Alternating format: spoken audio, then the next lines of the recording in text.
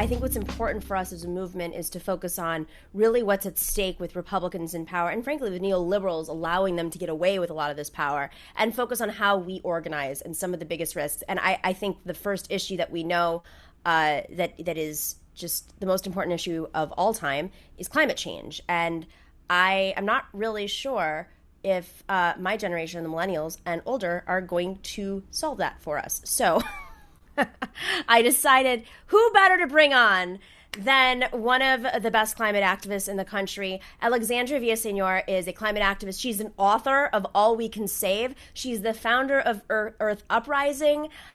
She's a follower of Fridays of the Future for the Future movement, founded by Greta Thunberg. She's the co-founder of U.S. Youth Climate Strike. In May, I can't even believe this, like she's way more accomplished than all of us. In May of 2019, she received the Disruptor Award from the Tribeca Disruptive Innovation Awards. It's a big deal, and a scholarship from the Common Good, which is a public advocacy organization, and was awarded the Youth Climate Leadership Prize from the Earth Day Network. Alexandria, how do you do this and go to school and save our planet all at the same time? Let's just start with that. And I think you're on mute, so make sure just to click on mute. There you are. There we are. Where we got it. I'll take out the headphones. Come on, you're supposed to solve this all. You should be. I'm kidding. I mean, thank you all for having me here today. First of all, sorry if my voice is scratchy. I'm in Davis, California right now, and so we're really close to the wildfires. Oh, so it's been difficult keeping the smoke out of our home. So yes. Anyway, for the question, it has been very interesting balancing everything. This year I am going to be a freshman in high school, so I've always had to really look around and make sure that I am balancing school, activism, and having a normal teenager life. And so I've just really had a focus and emphasis on activist burnout and how to prevent it. So making sure I take care of myself and take breaks every once in a while, because activist burnout is a real thing. It's definitely a thing. I think a lot of us over the last, I personally have felt it, and I will crash and burn. I'm glad that you're learning that at a much younger age than I did, because I think I learned it last year. I'm definitely 20 years older than you. So Alexandria, you have learned a lot of the mechanics of mobilizing around this issue in the last few years in a way that I think previous generations sort of intuitively figured it out, and then later, as they started to see waves of movement building, the elders came in and maybe taught lessons, and there was more traditional training. But how did you get involved in the actual the disruptive side of movement organizing around climate? Yeah, so it was kind of this journey for me into getting involved, and my first form of activism was actually that direct action kind of chaos bringing type of action. And so what happened is I'm originally from California, but in 2018 I ended up moving to New York City while my mom studied for her master's. And so I went back and forth quite a lot, and I ended up coming back home in November of 2018 to visit family. And that was when the Paradise Fire happened. And so Paradise was one of California's worst wildfires. And so being very close to it, we ended up getting a lot of the smoke from that wildfire. At one point, it was the worst air quality in the world. And so since it was a very unsafe situation for me, because I have asthma, my family ended up sending me back from that trip early. And I was very upset about that, everything that was happening, because California is on fire all year round. You can look at right now, 1.4 million acres have burned in California. And so this is just becoming the new normal here. We always have fires every year, and I wanted to figure out why that was happening. And I researched and I saw the connection between California's wildfires and climate change. And that was one of the moments, some people call it your epiphany moment. And that was it for me, where I decided that I really needed to do something. And that's what spurred me into getting involved and taking direct action in the first place. So when you say direct action, what does that mean? Who are you taking direct action against?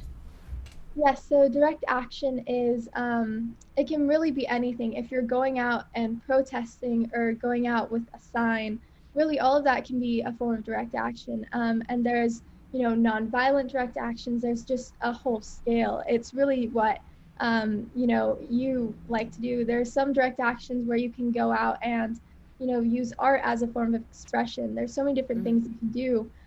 The form that I used was I ended up going and taking my direct action in the form of a school strike in front of the United Nations headquarters on December 14th of 2018, in following of the Fridays for Future movement. And so I ended up striking every Friday all the way up until the pandemic started. And that's when, us in the youth movement had to start finding new ways to make our voices heard outside of going outside and protesting. So now that we're in this pandemic, and I have a lot of questions about your plans, during this convention as well. But through this pandemic, what have you guys been working on? Because it is harder to break through the noise, break through the lack of attention. People are at home watching Zoom and TV. It definitely has been interesting. I think one thing that I'm very fortunate for is, in the youth movement, a lot of young people were already prepared to use technology because we've been using this for a very long time, using Zoom calls to talk with others all across the country and all around the world, using social media to connect with each other. And so we've already known how to use this, but we've just had to take it to a new scale. So using it for our organizing, how can we use social media to even push our politicians, especially? And so one thing that I just think is really fun and interesting about this is that we've had the opportunity to teach all of our adult allies, because there are some people coming into this who, don't really know how to use technology that much. Some of my classes, my teachers don't really know how to use Zoom. So it's the young people who are teaching them. And I think that that's an example of intergenerational cooperation, is just teaching each generation, because young people have a lot to teach our adult allies, and adults have a lot to teach the young people. So we're in the middle of this RNC, and the first day was yesterday, and not once did they mention climate change, not once did they mention the fires, not once did they mention the fact that we have two hurricanes about to hit each other in the Gulf Coast. Not to mention, many other climate issues that we faced. I mean, the Republican Party, it's like they're pretending that the world is not falling apart, and that, the pandemic also doesn't exist. So, I mean, how have young people, how are they organizing in terms of this election, in your movement in particular, around climate, in making sure that all voters that might be on the cusp, that they understand how climate is really the most important issue, whether it's staying home or possibly even considering Trump for economic reasons, whatever it is. I mean, how are you mobilizing around that? Yeah, I think that first, just look at what we've accomplished in the last 4 years in the youth movement. We've brought the subject of climate change into the national conversation. Now, 70% of voters, regardless of their political affiliation, support climate action. It wasn't always like this, of course. We started our activism in a really dark place. Regardless of the administration, we're going to keep protesting and marching. We're going to keep lobbying our politicians for climate policy, and we're going to keep working internationally. But, I think that this is a very important issue for young people. It's the most important issue for my generation, is climate. And so we're looking at our current administration, what we need to change. And we're especially looking for a president who believes in the science and is willing to take the steps to protect our planet. And I think that, as for the GOP, my generation will remember them as the villains in history. I mean, their denial of the greatest problem that humanity has ever faced is absolutely evil. Well said. Well said. So what kind of pressure points do you see for a Biden administration? Because he hasn't been great on climate. He acknowledges climate change, but I've actually been very lucky to be able to work on climate policy, and Biden has adapted one of the most progressive climate policies that we've ever had. And so one thing that I really like about the policy is that it focuses on a just transition to 100% renewable energy.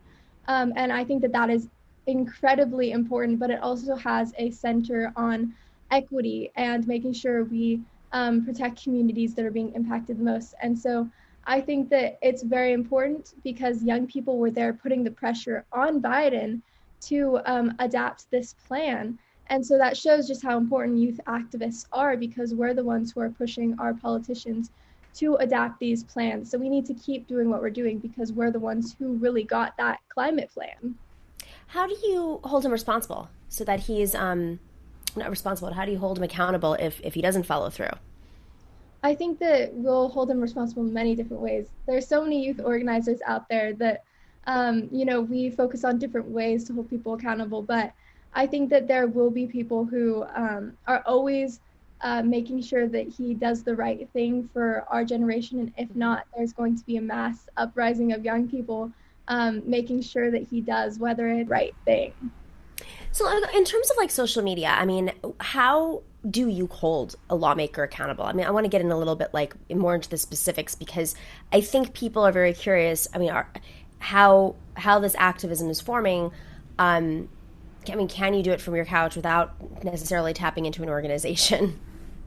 Yeah, I think that there's, of course, many different ways.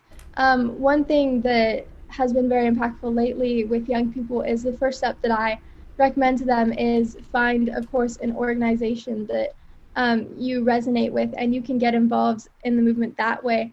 But the other thing is to send letters to your representatives, write letters to, city council members or, people in bigger positions of power. And on social media, especially, there's always people who are writing these posts about what they want to see from our elected officials. And I think that social media has a really big power in what we're doing, because when you're tweeting about the issue that's most important to you, I think that a lot of people go to social media for information. And if you're posting about what needs to happen, that's a great way for more people to get involved and resonate with that. And also push out the message through social media and other areas that they need to be doing a specific action. And social media is very influential, especially to young people, because it's also this form of grassroots, because anybody can use social media and get their message out. And so I think that those in positions of power are looking to social media because we can make our voices heard quite loudly on there. And you can shame them too, that it becomes a story and gets picked up in many other forms. So in terms of policies, what are like the top 3 policies you want to see prioritized by the Biden administration? And then I have a question about Trump in case he wins, unfortunately. I think that there's a lot of different things that I want to see. First of all, renewable energy is very important. Transitioning to renewable energy, getting off of fossil fuels, that's extremely important, especially in the United States, because what the United States has not done is shown that we are a leader internationally on climate. But we must be setting an example, because when people see the United States when we're not doing anything, it's almost as if they view it as a past. And so we need to focus on showing other countries that it is possible, but also international policy is extremely important. I think that the United States has a duty to, there are a lot of countries who are dependent on fossil fuels and helping them get off of those. And internationally, we must be helping make sure that everybody else is renewable. And so internationally, it's extremely important because we must reduce our global greenhouse gas emissions. I also think that one thing about the Biden plan that I really like is how he focuses on climate corps.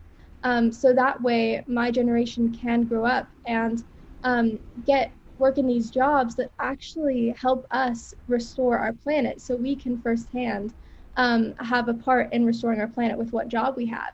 And so I think that that's another thing that I really like, is how we'll be able to find a ethical job that we can work in. And then in terms of the Trump administration, if he wins, which hopefully he does not, but like I said in my opening, the polls are exactly where they were, almost exactly where they were with Clinton, so we should be cautious of this. But what are the areas, where would you pressure him? Like, how do you get Donald Trump to listen? And senators, Republican senators, I'll add that to the mix. I think that, first of all, with our current administration, they have absolutely not done anything to protect our environment in these past 4 years. They have actually set us back by they've just done a lot that hasn't actually helped our environment. And I think that that's one thing that young people have always looked towards is that we haven't really done anything. We got a national emergency for TikTok, but yet we didn't get a national emergency for climate change. Right. Issues like that. And so I think that if Trump does get reelected, there will be even more of a global uprising of young people. Young people are going to be extremely upset that this has happened because in the past 4 years, this administration has not done anything to protect our environment, and it's extremely upsetting and angering. And so if he does get in office again, there's going to be so many young people upset. And I am sure that we are going to find many different ways to show him how mad we are. Yeah, he has. George Bush basically eliminated all research in the EPA, as I mentioned on the show yesterday, and I don't even know where Donald Trump is in terms of research. I'm sure he's not only gutted the funding of the EPA, and the staffing of the EPA, the research. So there's just, with a crisis that is so urgent, you're literally taking in air from wildfires, one of the largest wildfires. We have a preserved forest that is part of our identity as a country that is being devastated right now. And it's not just that he's not dealing with the urgency of the matter, he is trying to go back in history to a place where it doesn't exist. It's an alternate history. So the pressure on younger people, my generation, your generation, is immense, and I'm really glad that you guys are organizing. What is coming up for you? Well, a lot is going to be happening. I'm going to continue making sure that young people are out there voting, and also raising awareness about Biden's climate plan, because I think that this is going to be a very turning moment for us in November, is making sure that we vote.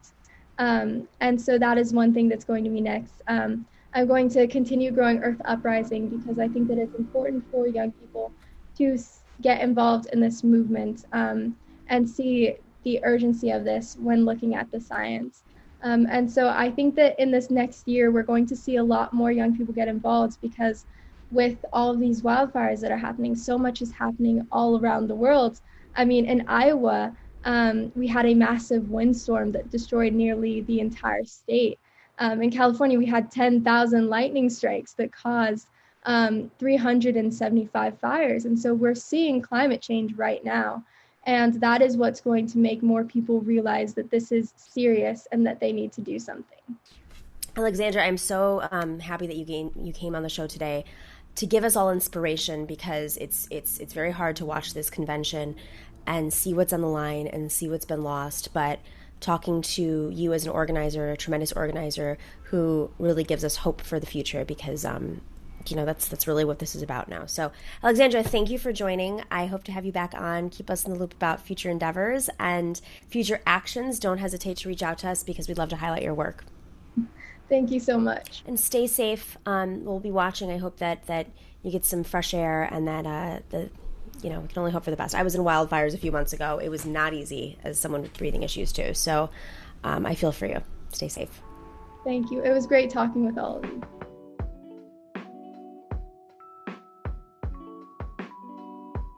Civvy is an app that helps you find the politicians that best align with your beliefs.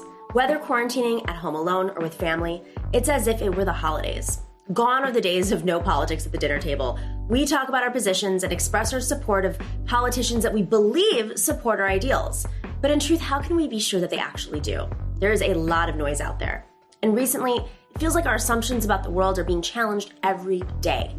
Civvy is an app here to help you navigate the world of information around you, to help you better grow, develop, and understand your political leanings and where you fit in today's political landscape. Their algorithm fills the content based on your stances, shows you leaders who actually match your values, and independent media to help keep you informed. The more you use it, the better it grows. Find Civvy on iTunes today.